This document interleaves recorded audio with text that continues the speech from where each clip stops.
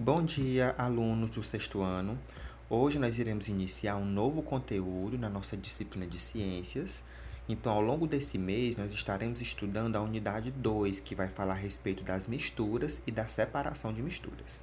Então, antes da gente tratar a respeito da separação de misturas, né, que são vários métodos, que é o nosso assunto da nossa próxima aula, nós iremos nessa primeira aula, que é introdutória, falar a respeito das misturas e das substâncias que vão formar essas misturas. A primeira coisa que vocês devem entender é que uma mistura ela é formada por substâncias. Só que essas substâncias elas podem ser, né, no caso, puras, simples ou compostas. Então, o que seria uma substância pura? É uma substância que não contém impurezas e a temperatura permanece constante durante a mudança de estado físico.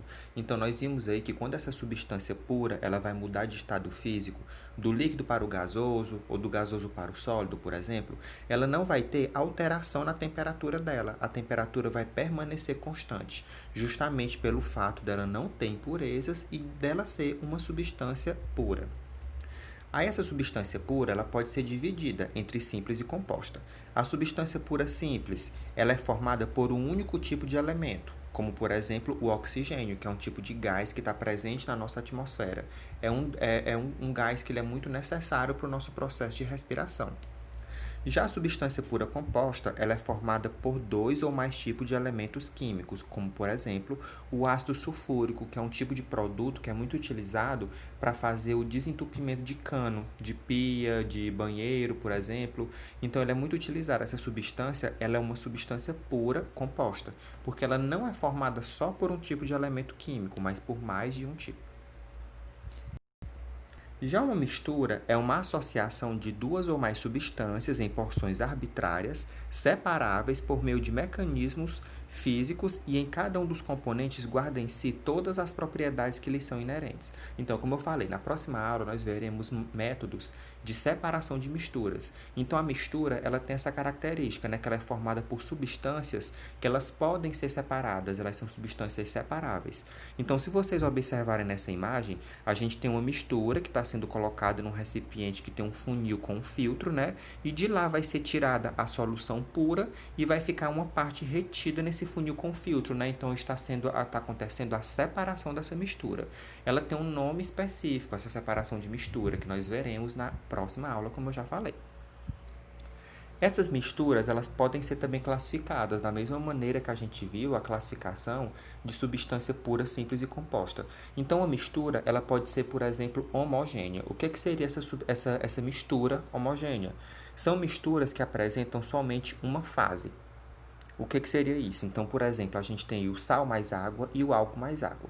Quando a gente fala que apresenta só uma fase, é quando a gente observa aquela mistura e a gente não consegue distinguir onde que está cada um dos componentes.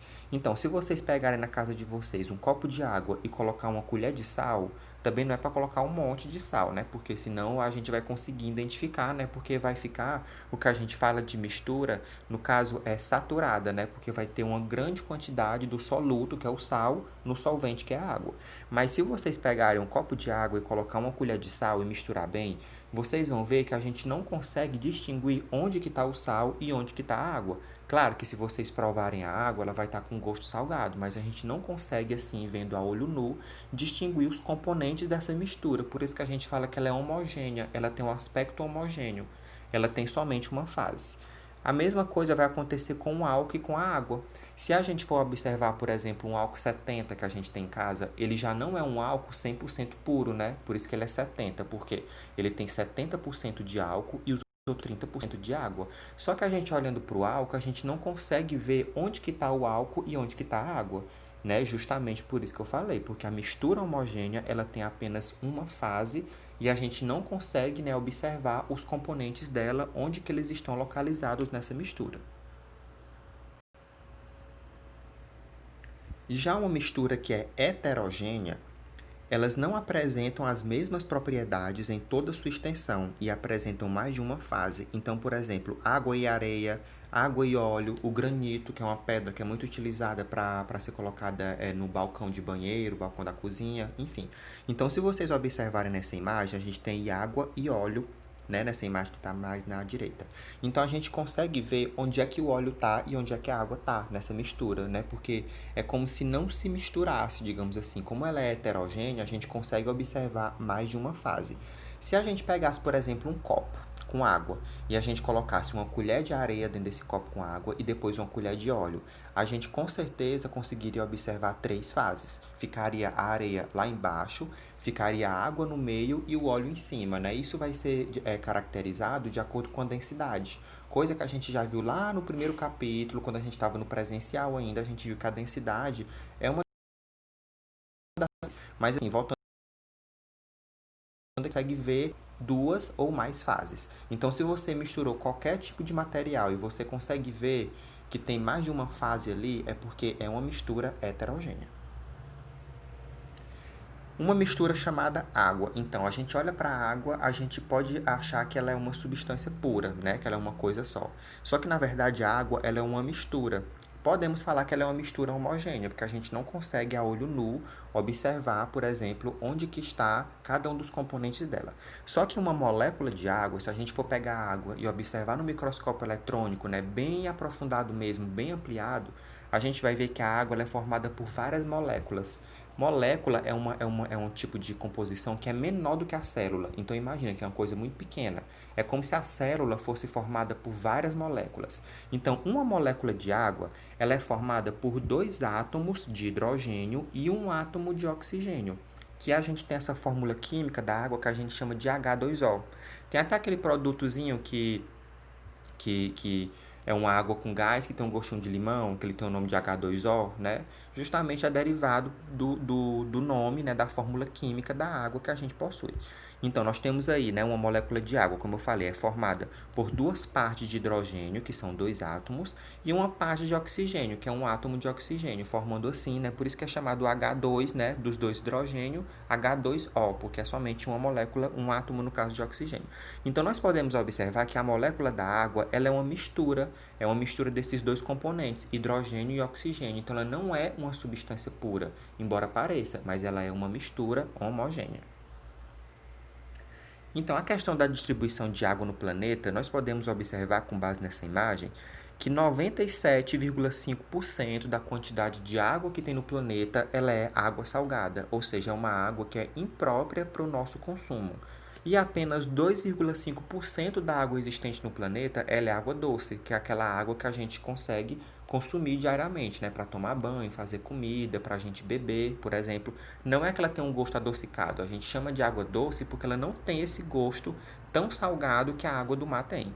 Só que assim, qual é a questão? Desses 2,5% de água doce que tem no planeta, a gente pode observar nesse gráfico que não é toda essa água que a gente pode consumir. Por quê? 69,2% desses 2,5% de água doce está nas geleiras ou então em neves eternas. A gente não consegue consumir essa água que está nas geleiras, né?